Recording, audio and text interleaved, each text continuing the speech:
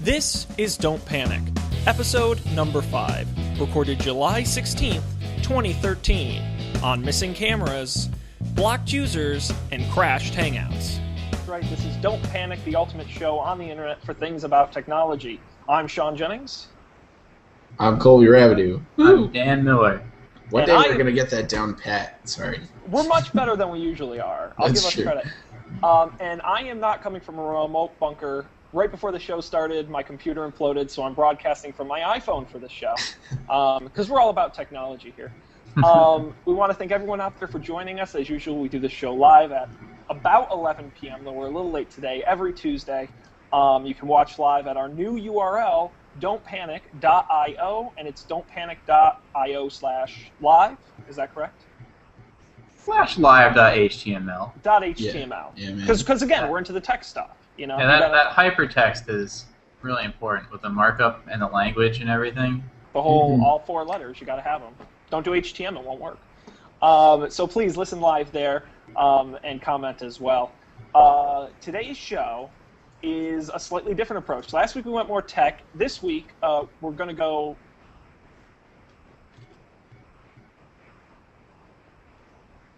Uh-oh. I can't hear Shaun at all. What is happening?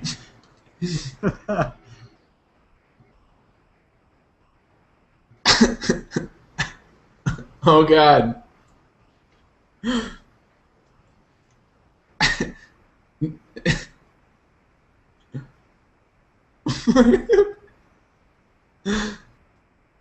can't hear you. I'm sorry. I'm sorry, all you viewers. I'm sure there's a lot of you. So, yeah, technology. The internet.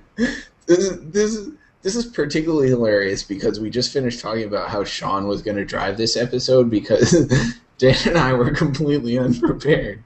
So I guess I'll just sit here alone and monologue a bit. Oh, Shaun's face is back. Now he's doing weird stuff. Still can't hear him, though. It might be better this way. I'm not sure, like...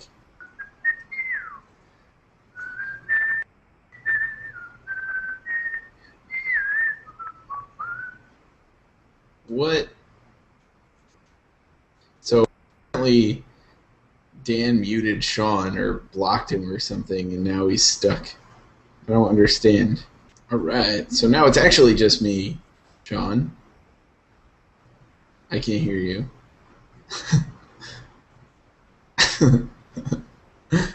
Can you hear me now?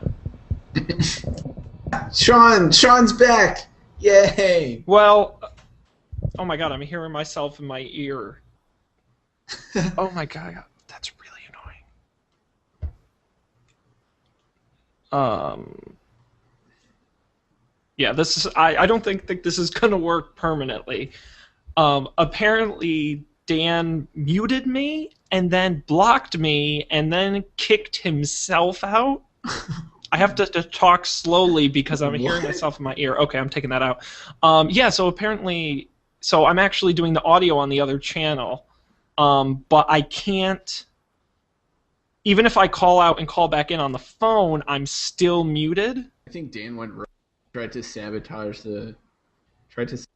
Oh, Dan just said it doesn't matter apparently because I blocked one of you. Google says I am permanently banned. He wants me to invite him at a different email. Oh. Riveting stuff, 2 viewers. Yes, indeed. Whoa.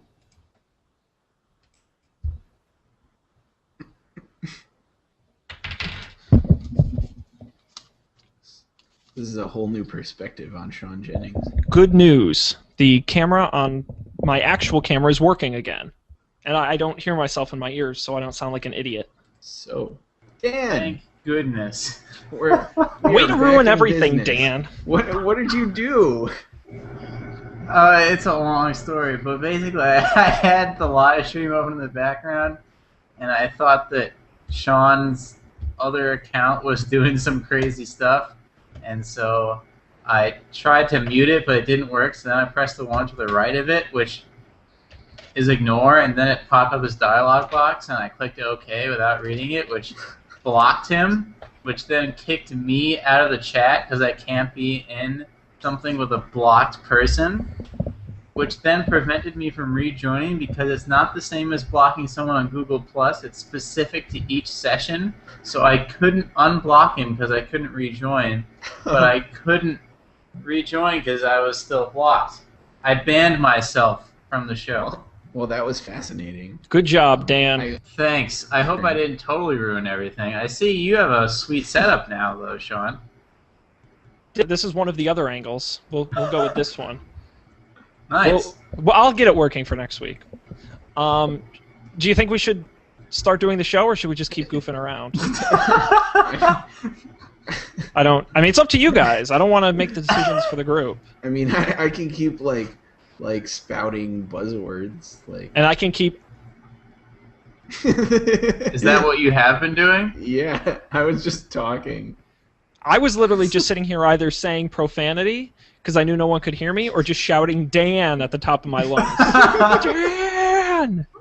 What do you mean no one can hear you? No, I was muted that whole time you were gone. I muted you? Yes, you muted me.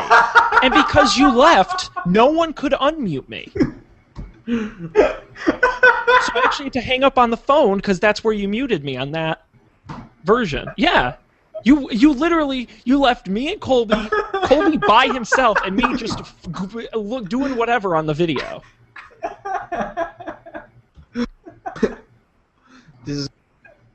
So, okay. All right. I'm sorry. I think we should get started. Yes. I will edit that down to something quite hilarious. So, I'll include a little bit of that in the final version, a little bonus. But with that being said, let's create a smooth edit point by saying... So on today's show, we're taking a different approach than we did last week. Last week was very developer-focused. It was very tech-heavy focused. And this week, I'm taking over. These two guys had their fun last week. I sat there, I twiddled my thumbs. Oh, APIs. No. This week we're turning it around because this week our main chunk of stories, we're focusing on entertainment and technology and where the two intersect, because a lot has been in the news recently, as it is over time, but we decided to pick a couple of stories from the last couple of weeks and talk about what the entertainment industry is doing with technology. And this first story actually is really interesting to me, especially when I read this, and also because right now I'm in the middle of reading a book about the history of ESPN, which actually I highly recommend, called ESPN, Those Guys Have All the Fun. It's a great book. But it talks a lot about how ESPN is sort of a leader in technology. They were one of the first to go with HD. They were one of the first to go all digital. They were also one of the first to go 3D. It was 3 years ago that ESPN, along with the World Cup, launched their 3D channel. And everyone said 3D is the future, especially when it comes to sports. Well, it was announced earlier this week that ESPN was shutting down their 3D channel after 3 years due to, quote, a limited consumer adoption of 3D services to the home. I'll send this over to Colby. Does that surprise you at all? No. Okay. Care to elaborate on that? I don't know. Like, I think 3D in most of its forms now is pretty gimmicky and stupid. So, I don't know. Do you think there's any practical application for the technology? I don't know. It's pretty unpleasant. Like, I don't want to sit on my couch and wear glasses. Like, you know, I don't know. Maybe there is, but I've also never seen sports in 3D, so maybe that's cool. But I saw Pacific Rim in IMAX 3D, which was like billed as like the next thing since Avatar to be like, oh my gosh, 3D's the future. But I don't feel like it really added anything. It was, it certainly didn't make the movie any less lackluster. I think what bums me out the most is that sports is a technology frontier. Yeah. You go from everything to the 1st and 10 yellow line on a football field to where does HD look best in sports? Where was slow-mo invented? Sports. Where was instant replay technology? Sports. All these technologies started in sports and became widespread. And when it came to HD, people said, well, why do I need HD? My TV looks fine now. And then when they saw sports in HD, they finally realized how cool it could be. And when I first heard ESPN was going into 3D, I said, this is what will legitimize it. And they will be finally somebody who understands what 3D can be. And I think there is a future for 3D in the same way there's a future for a lot of these technologies we kind of dismiss. I just don't know if now is the time. I don't think enough new TVs are in homes that actually have 3D. I'd love to know the penetration numbers because I cannot imagine they're very high. And I don't think there's enough 3D content. ESPN was only doing they did the World Cup, and they've done a handful of events since in 3D. I don't even know what they were airing on the channel as far as content. That's probably like the classic chicken and egg problem. Like, no one has it, but there's nothing to watch. So why would anyone get it? And I think it'd be cool if you didn't have to use the glasses. Like, if I could watch 3D without these things on my face, like just sitting in the living room, that'd be awesome. But until then, I'm out. So, 3% of households have a 3D TV, but less than 1.5% actually use it. And I'm reading right here. It says that ESPN 3D had well under 1 million paying subscribers. Now, by comparison, regular ESPN probably has to this point 75 to 100 million. So it wasn't in very many homes, and considering the number that actually had 3D TVs, I mean, I'm not surprised that that's the case. And it even says right here that 36 films were released in 3D last year. That's down from about 20% from their peak in 2011. So even 3D movies are down. That's good. That's heartening, actually. So, I'm glad to learn that. So I think it's just a little overhype and overexposure, and wouldn't surprise me if the same thing happened when 4K comes around, and people are gonna be big into it for a couple years. It'll have a lull, and then it'll pick back up. I don't think 3D is going anywhere. I don't think it's going away. Especially not in movies, but I think it'll be a while before we see it in television. Because no one wants to watch, Parks and Recreation in 3D. Are you sure? Imagine the Antiques Roadshow in 3D. Or Pawn Stars. Oh my gosh. That's what I really need. That's what my life's been missing. Chum-Li is popping out of the screen at you. Go, watch out! Oh my god, how dangerous. Well, yeah. But I don't even think 3D is good enough for that, though, because even now it's just kind of like there's the movie, and then there's like just a couple levels of like flat stuff. It's not like here's like a treasure chest, and it has all these little divots that are clearly, distinctly three-dimensional and stuff like that. Yeah. It is. Yeah, the thing that gets me about that, like when you go to a 3D movie, is like there are usually like one or two moments in the movie where it's like, whoa, that was awesome, but then the rest of the movie it's just the same for the most part. Yeah, they engineer these scenes like I don't even know if it's happened in Pacific Rim, but I'm pretty sure that there's like a giant like freight ship that comes tumbling down at the camera, and then someone catches it, and it's like, okay, that was a hat tip to the people who paid extra to see it in 3D. Right. Indeed. Well, and I think that's ultimately what the problem is that it's too early and it's too expensive. A $200 million blockbuster can afford to do good 3D, but can Antiques Roadshow? When it becomes cheap and ubiquitous enough like HD, the question is why not? And until we say why not, why would you? So, goodbye to ESPN 3D, but hello to, that was my attempt at a segue, which I blew by saying it was a segue, to Voodoo disc-to-digital home ultraviolet conversion. That's right. Walmart, who owns Voodoo, announced this service. Gosh, it seems like a year or so ago. Wait, Walmart owns Voodoo? Yes, they bought them several years ago. Yes, and they announced a service where you could go into the store with your DVDs and hand them to the person at the photo counter, and by paying a fee for each DVD, they would take and quote-unquote convert it to an ultraviolet digital copy that you could then access on any ultraviolet enabled device for a small fee per disc, whether it be Blu-ray or DVD with prices depending. However, they have just announced a public beta for Windows and Mac to allow you to do that same service at home. You put the disc in your computer drive, and on your own computer at home, it will rip the disc into an ultraviolet video that then you can access anywhere.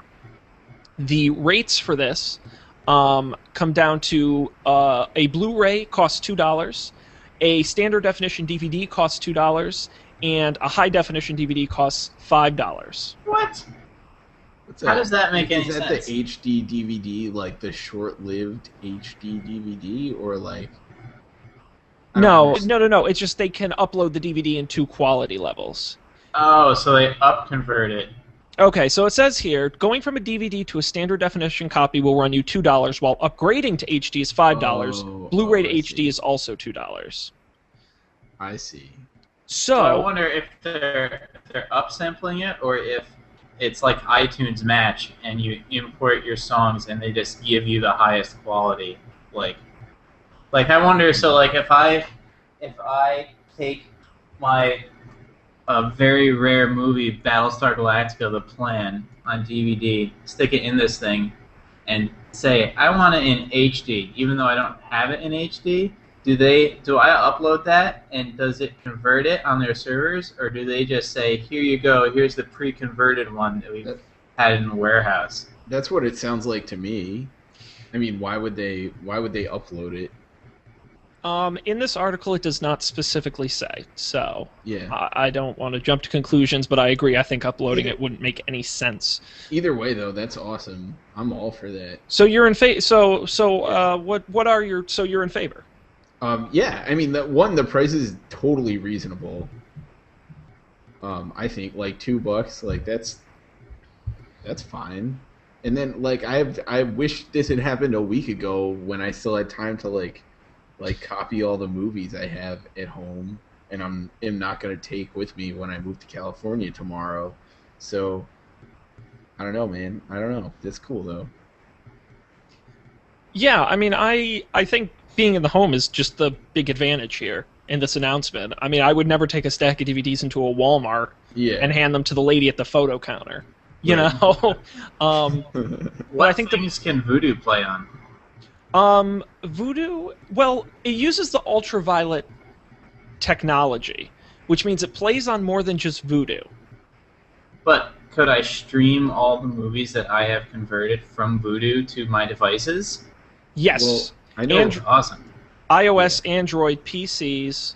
The Flickster app has ultraviolet. A lot of other apps have ultraviolet built in. Oh, interesting. I think Voodoo's on Roku, Xbox, and PS, PlayStation 2. They're on most services. It's on the Boxy, I know that. Yep, and because it's ultraviolet, the idea behind ultraviolet is it's supposed to be a sort of open standard of sorts, but it's just an idea is that all the movie companies will use it as a way to digitally store the movies you own. So by using that, it's going to be available across a lot of different apps and a lot of different devices. That's your advantage to using ultraviolet. Yeah. Nice. So, good option that is in a public beta right now, so if you want to give it a shot, check it out. They actually are running a deal as part of the launch of the public beta, and their first conversion is free, and if you are willing to convert 10 or more movies, you get a 50% discount. So get one for free. It's not a bad deal. Give it a shot. See if you like it. That's cool. Maybe I'll have to do that and report back next week. So can we address the elephant in the room, which is, why is this better or easier than torrenting all your movies that you have sitting over there? I'm willing to make the argument as to why it's better. Okay. I can too. Low price and convenience. So, for example, and I don't want to sound like I'm a great person, but I am. I wanted to watch the new episodes of Top Gear because I'm a huge fan and I cannot wait when new ones come out. And they're airing new episodes now, but obviously it's on the BBC, so I can't just go and watch them. Now, most people I know torrent them. They come out one of the most torrented shows on the internet. Okay? I instead, because Amazon makes the episodes available for purchase at $1.99 an episode, there aren't a lot of them, and I love the show so much, I pay $1.99 an episode to watch them right after they air. Because the price is reasonable and it's very convenient to do so. When it comes to movies, the fact that, assuming you buy a new release DVD, and I don't know anyone who buys DVDs, so that might be the problem right there, but even if it's $9.99, to throw an extra $2 on there, to have a digital copy anywhere that is easy to use and comes in a regular, understood, safe format, to me, is absolutely worth it and is the exact parallel to the 99-cent song model iTunes did when it came out. When but people the difference is that you don't end up with this digital file on your hard drive, right? Right, that's true. You can cache it locally, but it's DRM'd and you don't have a copy. That's true, but like at the same time, I feel like for most people that's a plus. Like they don't have to have it on their hard drive. You know. Yeah, I agree. I mean, that's a plus for me. I have this MacBook Air. I don't have any external storage. Plus, you have the DVD. You know, it's not like you're buying... If anything, I would say this is a bonus over buying just a digital version on something like iTunes. Because you do have the physical DVD, and if you want to rip a copy to your hard drive, you absolutely can. What they've done is they've made it so I don't have to make 14 sizes of the file, one for my phone, one for my tablet, one for my computer. I don't have to worry about storing it. I just think that the price is right, and now that you can do it in your home, the convenience factor is there. So I give props. I have no problem torrenting, but you know, make it affordable, make it easy, and I'm happy to pay. Be careful, Shaun. You don't know who's listening. Nobody, Colby. They're nobody. About to knock down Tom's listening, and he pointed out that most Blu-rays come with a digital copy anyways. An ultraviolet copy. Right. That's what I mean, yeah. Yeah. So you wouldn't even have to pay the $2 in that case. Assuming you're buying Blu-rays, yeah. Yeah, so... Thanks, chat room. Yeah, I gotta... So what is this? It's don'tpanic.io/live.html. Yeah. Okay. And, oh, look, there's a little streaming window. And, oh, I have a nickname? Don't put play on that. I shouldn't... This isn't riveting television. Oh, yeah. So for those of you who don't know... Don't Panic now has a fancy live page and an IRC chat room on Freenode. So if you guys want to hop in and chat with us, we will answer. Yeah, so I'm looking at it right now, and there's the three of us and Tom and one other viewer. But it's cool. So look at this. Oh my gosh, I love this. Yeah. Cool. Hey, look at that. Oh, that is neat. Cool. All right. Well, now that we have that, why don't we move on to our next story? And guys, I think this is one even you can agree is cool. Raspberry Pi is the tiny, cheap computer just America has fallen in love with. I don't go by a single day where my reader feed doesn't have some ridiculous thing someone built with their Raspberry Pi. Well, today's fits perfectly in because how many of you have said, gosh, I want a Media Center PC, but it's just too much work. Well, good news, unless you're just going to buy a Roku or a Boxee or any of the other 1,000 devices that already exist. If you want to build your own, you now can. Raspberry Pi now has an extender kit that makes it fast and easy to install XMBC. XBMC. That's what I meant to say, and I was reading it too, and I still messed it up. Onto your Raspberry Pi. And it also comes with a RF controller with a small keyboard and touchpad and cables. This is a separate kit you can buy in addition, just to make it easier to generally install for users. That sells for $49.99 here in the U.S. Now, I don't know much about Raspberry Pi, but you guys think this is something that's a cool use of the technology? I actually did this before. This was out with XBMC. It works really well. I have the... hello, my face. I have the the Model A, which has half the memory of what you would get now, and it still worked pretty well, except if I tried to watch the episodes of Game of Thrones that I totally legitly bought on Amazon the day after, if you have files like that are like a gigabyte as opposed to a couple hundred megabytes, it crashes eventually. I'm guessing because it runs out of memory. But you probably won't have that problem with the new one. It works really well. The UI is pretty sweet. It would be cool to have a remote, but it works just as well with the keyboard and no mouse. So yeah. And now, do you think there's a distinct advantage to using a Raspberry Pi over something that, because for, assuming you go with this kit, and I just wanted to show the controller here. It would help if I had my screen share on. And you mean an advantage over just doing it yourself? Doing it yourself? No, over just having a Raspberry Pi and putting the software. Well, I guess one advantage is you get that thing. Yes, which I actually think is really cool. So it's a $50 kit, and in addition to getting the software already pre-installed on a memory card and a few cables, this is, to me, the big advantage. It's a trackpad, it's a keyboard. And it looks like you get an SD card, too? Yep, with the software pre-installed. Yeah, because the normal one is supposed to be $25, but it usually, because the demand is so high, ends up going up to like $35, $40. Mm-hmm. So... And then you have to buy an SD card on top of that if you don't have one. So this is a really good deal, assuming that you can actually buy this anywhere. Wait, does this kit come with a Raspberry Pi? Or no, you have to have already had it. Yeah, okay. Sorry. Yeah, that's still not bad though, because like if you get a Raspberry Pi, it's just a Raspberry Pi. You still have to get an SD card and install Linux yourself. Right, and assuming you buy both a Raspberry Pi and a... Oh my god, the screen share's not working tonight. Nothing is. Assuming you get a Raspberry Pi in this kit, you're still about the price of a Roku. I mean, you're not far out of the ballpark for what these streamer devices go to, but I guess my question is, does it make sense for consumers to look into alternatives like this, or just to stick with the mainstream existing Apple TVs, Rokus, etc.? I mean, I don't think the minor cost saving would be worth it for your average person, but like I think for someone who has like any ambitions of doing something, like the cool thing about the Raspberry Pi is it's just a computer, like you could do anything with it. So if you wanted to take it later and make some crazy like wireless car robot or something, you could do it.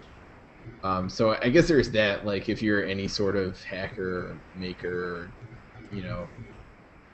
that sort of, if you put any of those labels on yourself, this might be a good decision for you. Also, to be honest, I don't want to, I feel like I'm the terrible person here, but if you do pirate a lot of your content, this is the way to consume it, because it can play any file that a computer can play.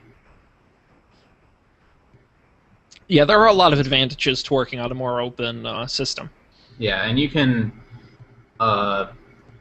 just, and if you're like going on a website, like I watch a lot of screencasts for, how to do things on like programming languages and stuff, and those are usually just MP4 files on the internet.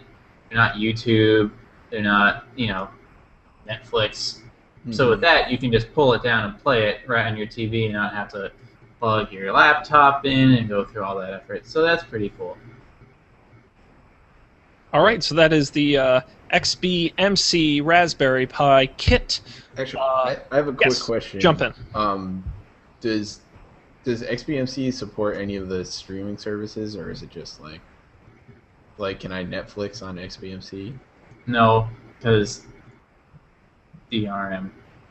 Oh, sadness. Well, Silverlight, more importantly. Yeah. I definitely think this is definitely like a torrenter's dream, like you said, Dan. Yeah. This is if you have the files yourself, you have that big hard drive network connected in your house, this is the way to go. Cool. Cool. All right. Our next entertainment story here of the week.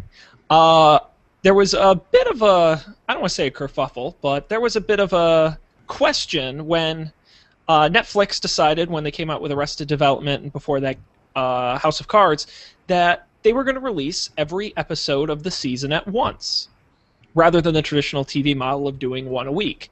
Well, Amazon has just begun work on their first original programs, and they've said they will not release all episodes of their original shows at the same time. This is going to begin with their first show, Alpha House, starring John Goodman. And they've said they're not entirely set on how they'll put it out, but they have already said they do not plan to release all of them at once. Guys, do you think, what's your personal preference? Are you a fan of the all at once, or do you kind of like it spaced out? I don't know. What do you think of this? Who has it right?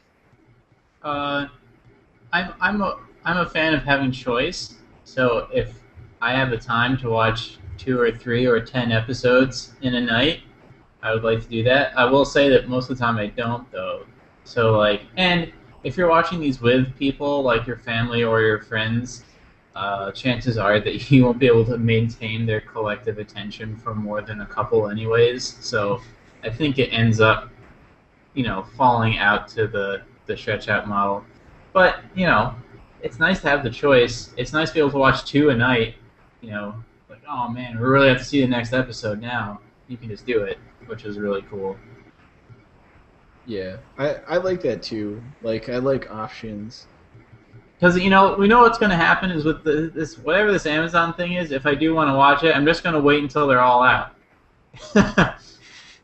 Yeah, it's got to be really good programming for me to sit and wait. Oh my gosh, it's Tuesday night, so-and-so. In the age of the internet, time really is much less of a factor. Yeah. When stuff comes out. It could come out at 3 in the morning and it doesn't really matter. So in an on-demand culture, it's tough. I guess the only advantage to doing it week by week, or however they're going to do it, is just to generate a little buzz over a long period of time instead of a lot of buzz shortly. Like when Arrested Development came out, they had just constant press for about 4 or 5 days and then nothing.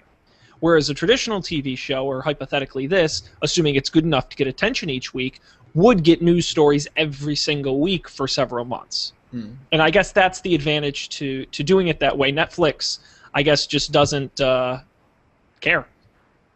Yeah. Well, I'd be interested to see, I'm sure Netflix has, numbers on this. I think it would be really cool to see if they released that, how people watch shows. That's probably something they want to keep to themselves, but, maybe they know something we don't. But I don't know. It'd be cool to know. Maybe I'll have to try and work at Netflix someday. And there isn't a story about this in our rundown, but I guess I'll talk about it anyway. It's really interesting because Orange is the New Black, which is the new show that just premiered on Netflix this week, before the episodes were even available to watch, they renewed it for a second season. Now, they haven't specifically said why, but the general consensus in the tech community is that Netflix is so good at their algorithms that they can actually predict how many people are going to watch a show even before it airs and know whether or not, based upon early buzz, whether or not they should renew it for a second season. And that plays into exactly what you were saying, Colby, which was that the numbers Netflix is pulling out of these things, it's such a fascinating experiment on the idea of television. Yeah. And doing it weekly, monthly, all at once.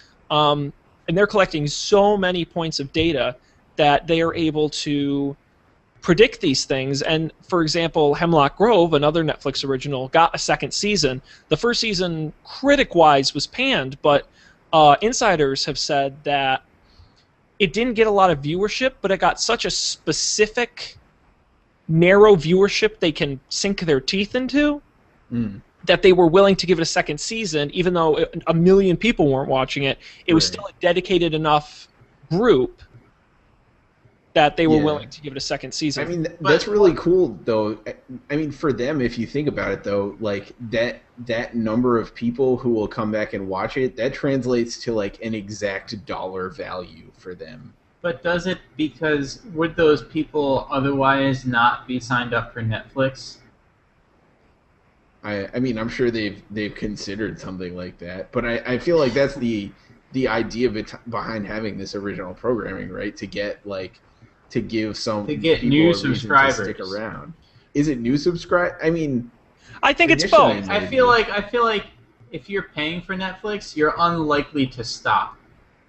Well, I don't know if that's true. And again, this data is so specific. They can say Dan, 3% of your monthly fee is paid towards NBC Universal's deal, and 5% is paid towards our original content.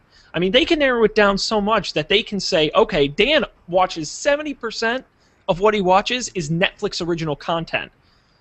He is a user who we care about, and we want to make sure he gets original programming. So I think traditional TV, unless they sit there and watch what you're doing, cannot get the kind of data you get with a streaming service like Netflix. That's a good point. But 70% of what I watch is actually Star Trek Next Generation. So. And you know what? And next time, if there are enough people like you, they're going to be willing to pay more for it because they can quantify it. That's a good point. I love big data. Oh, I love it. I am a charts and graphs guy. There's data everywhere. I love it. Man, that would be amazing. They must have some cool dashboards at Netflix. Oh my God, yeah. The amount of data they have and the algorithms and... Yeah. All right. Well, we have a couple other stories in here on technology, but I didn't want to... Or on entertainment and technology, but I didn't want to go too long, so unless you guys really want to talk about one of the other two stories, we can move on to our stories of the week. Okay. Sound good? Yeah. Okay. Consensus. I love it. All right. I am going to jump in and do mine first because I'm mixing and I decided that. And mine is about the rumored, I say rumored, basically known phone, the Moto X. Now, this has been probably the most leaked thing of the last 2 weeks. A day doesn't go by where a video, a photo, descriptions isn't leaked. And while it does have a lot of the usual features any smartphone now has, and a few unique ones, what was important to me that I found interesting was this idea of the customization of the phone. Now, again, it hasn't been announced. We don't know for sure, but the general consensus is that users will be able to, when ordering the Moto X phone, customize it to their personal taste. Again, we don't know to what level, but it's believed it could be anything from colors of the backing or of the bezel, to engraving on the back, to different textured backs, to different materials of the back, storage sizes. The ad that they ran for the first time, they've made it clear it's designed by you. And to me, I think this is really interesting because I think this is something I'm surprised it's taken this long to come up with.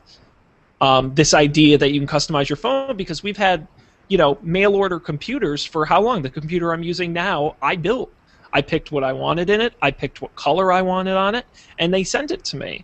And I think people spend so much money putting cheap $5 cases on their just beautifully designed smartphones and make them look ridiculous. And I think for a company to be smart enough to say, we'll give you options so you can choose, but we're not going to let you make it ridiculous. To me, I think that's really cool that they can do this and give users options, because people have complained, I don't like a glass back on my phone because it's slippery. I want something more raised edge, or I want it in red and it only comes in yellow. I don't know. What do you guys think of this? Do you think anyone's going to really care? No. Okay, moving on. I think you see, this whole, I don't know, I guess people might care, but I see people caring less and less about that. It's kind of like the move away from knowing, my phone has 512 megabytes, they have way more than that, but whatever, X amount of RAM and so many cores, and it has this many pixels, and the storage is this big. The consensus, the marketing consensus, they don't want to focus on that. They want to focus on features. So I think before, the old Dell.com days where you go on, you'd be able to change every part of your computer and put it together. I think that's less relevant. And I don't know, changing, if it's true that it's just changing the back and engraving, and also a factory set wallpaper, whoop-de crap. It sounds very gimmicky. I'm not sure what they could do to turn me around. Yeah, I think I think some people will go for that, and especially if it's a decent phone, that'll, for some people, that'll be oh, cool, I want my phone to be red on the outside. And yeah, I don't think people put the cases on for looks. I think they just oh, I need to have a case for my phone because what if I drop it? Yeah. And so they just find whatever crappy case for costs the least amount of money and doesn't actually protect them against anything and slap it on. Well, and I suppose maybe we're not the right audience for a product like this, but I just Yet think... again. And yeah, go figure. I love when we do these consumer shows because we're kind of lost. I just think in a world where most Android phones are, gray slabs and giant screens that all look the same, I'm just glad to see a company try something no one else is doing, like Nokia did with their 41 megapixel phone. Again, that's a lot of megapixels. 41 megapixels. Yeah, you didn't hear about this? The Nokia 1020. The sensor is it's huge. Oh, I saw a picture. Yeah, but I like when companies, they pick a feature and they run with it. And they blow it up and they say, we're going to be the best at this. And you know what? If the Moto X is the best at being a unique phone to look at, I think that's awesome. So why don't we move on to our next story, which is Colby's. Colby, why don't you tell us about this? So I feel like this was probably a while ago. This story was actually from last week, and we didn't have time for it. But then, there was a rocket test in Russia or something, and the rocket came crashing down to Earth, pretty decisively. There was a YouTube video, but it turns out not that this is really funny, but it turns out that the entire reason it happened was a technician put in some sensors upside down, and it was just just total human error, which I thought was funny. And I take offense to that statement. What? But maybe this is for another episode. There's no such thing as human error, Colby. Well, yes, and so I think that's what I was thinking of when I read the story, because obviously the process was not airtight enough that this guy was able to make this mistake that could bring down the rocket. So it should have been better. John Allswell's proud of you. Yeah. I've learned. I learned my time at Etsy. And I will say, if you haven't seen the video, it's pretty spectacular. You should definitely go watch it. Luckily, there was no one in the rocket, right? No, Okay. It was just a, I don't know, I think it was a tester satellite, yeah. Yeah, no, I know, thank goodness. Cool, so hot video this week. Check it out. Rockets exploding. All right, Dan, let's bring out the mad scientist in you and tell me about your story of the week. Okay, so this was maybe even 2 weeks ago. Head transplants. This guy, or a group of guys and gals, wrote a paper where they described how it might be hypothetically possible to switch the heads of a dog, whereas experiments have been tried with that before and they didn't succeed. Now they think they figured it out, and like most science stories, it got blown way out of proportion. But I think it's a really interesting philosophical question. What would happen if you were to take your head and put it on someone else's body? Would you be the same person? Is that okay? Why would you want to do that? Just things to think about. The thing that came to my mind was I read a discussion about it on Hacker News, and one of the interesting points someone brought up is that so many of the things that we consider to be our identity are actively informed by what our bodies are telling us. So how, are we feeling bloated? Are our feet hurt? Have we exercised today? That all feeds into your identity. And if you were to just rip all that off and replace it with different signals immediately, would you change immediately? People change over time, obviously. Their personalities and identity change. Anyways, thought it was interesting. That is weird. Imagine if I don't know, you got a whole new body, right? And then something that felt one way in your original body felt completely different. You would see colors differently. Oh, no, you wouldn't, because your head would still be the same. Yeah. But, yeah.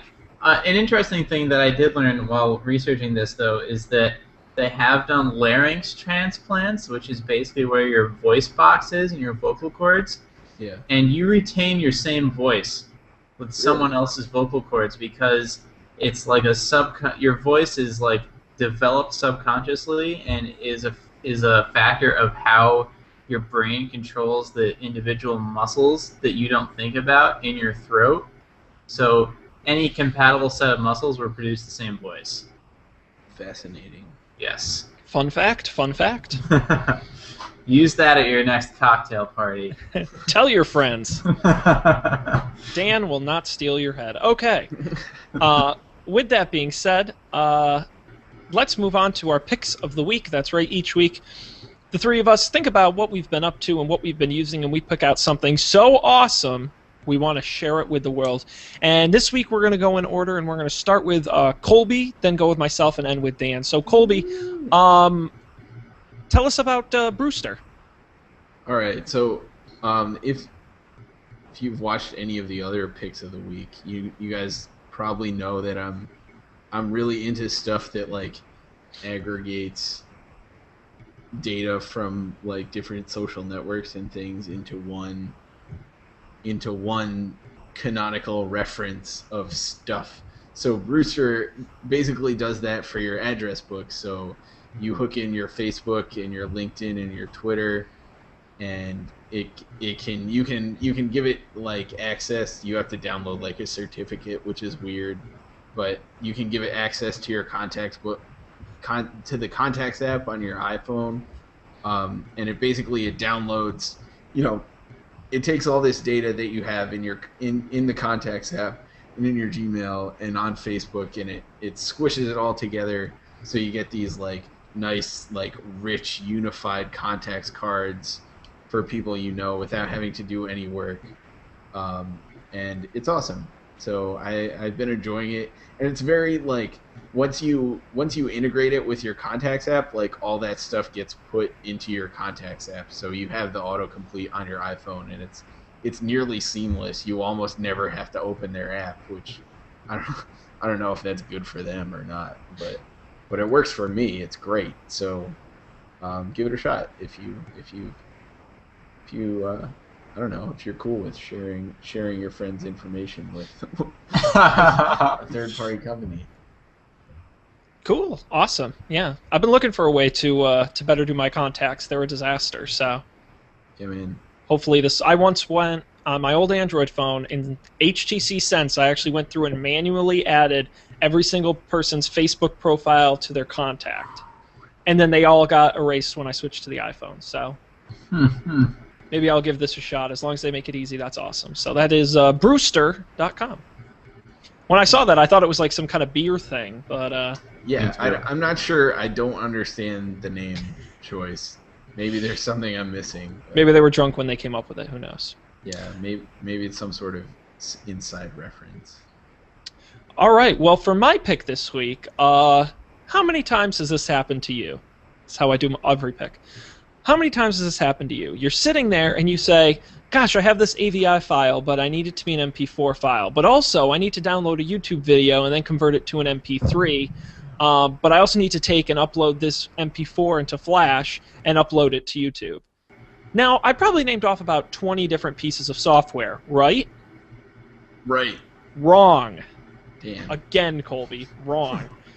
No, because we have the incredible technology of DVD Video Soft, which is probably the software on my computer I use the most, quite honestly.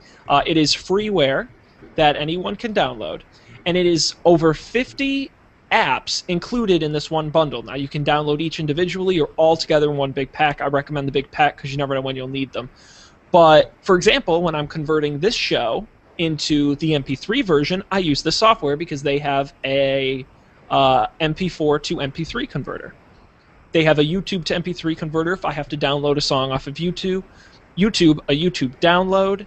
They have converting videos to audio and audio to videos in every format you can imagine, burning it straight from YouTube to a DVD, a YouTube uploader, call video recorder from Skype. I mean, I don't even know of some of these because they keep adding them before I have a chance to even check them out. So, I mean, it's, you know, video for different phones you can convert, audio to flash, MP4 audio converter. I mean, free image resize, DVD video burner, disc burner, and it's all free. It's all free, and it's not spyware. I've been using this for years, and it is probably one of the most effective pieces of software, and I recommend. It's like a Swiss Army knife. If you do anything with audio or video, you never know when you're going to need this, and it comes in a lot of handy. So, dvdvideosoft.com. Big recommendation from me. Cool. All right, Dan, take us home. All right. So, have you ever found yourself really bored and wanting to watch some screencasts about programming? Well, if that's Shaun you, says no. well, Shaun, Maybe I will, though, so tell me more. yeah, I will. So, there's this website called PeepCode, which is a really strange name, but they have these ridiculously well-done screencasts about, initially about technical topics, but they have one I'm really looking forward to watching about building your career in software. So they have screencasts from specific technologies like specific JavaScript frameworks, Ruby on Rails, specific databases. But honestly, what I enjoy most, they have these things called play-by-plays, which is the guy who makes these screencasts sits down with some famous programmer at a laptop, and he gives him a problem to do, almost like an interview question. A little bit more involved than that. They're usually like an hour and a half to 2 hours, and just records everything he does and interrogates him, like, why did you do this? What is that tool you're using? Why did you make this particular decision? So they're really cool. Aaron Patterson is great. He's one of the Ruby core developers. I think that's the only one. There's a Gary Barnhart one around here somewhere too. Really cool. I watched the Elixir one yesterday, which is really awesome. Oh, the Aaron Patterson and Corey Haynes is also well done. So it's two at once. Really entertaining. The Elixir one is done with the guy who wrote the language, so you get all sorts of insight into how that works. They're kind of pricey. I think they're like $9 to $12, or you can pay $200 to have them all. But I'm not interested in all of them, although there are a lot of play-by-plays. But it's really cool. They're really well done. You can download them in all formats, stream them, iPad, iPod. Really cool. So check them out. And that is at PeepCode.com. PeepCode.com.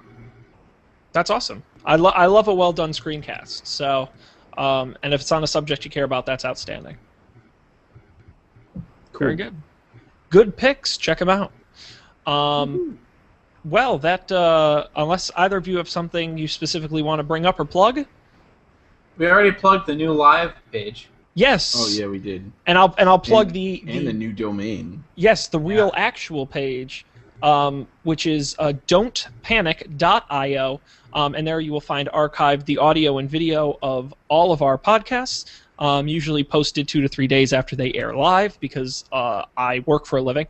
And there is also this fantastic new Listen Live link, which is live. don'tpanic.io/live.html, and we'll include a link to our live episode and a chat room where you can interact with us as we do the show. Be part of it. We recommend it. And again, always check out our After the Fact. With that being said, I believe that is the end, and this is our last all East Coast edition. Yeah. Of Don't Panic as Colby heads out to the Big Apple, the Windy City. Yeah, it's like that, except San Francisco. I'm leaving in 8 hours. Are you? When's your flight? It's early. 8. Oh, you got an early flight. 8:30. Yeah. Wow. So, and when do you start work?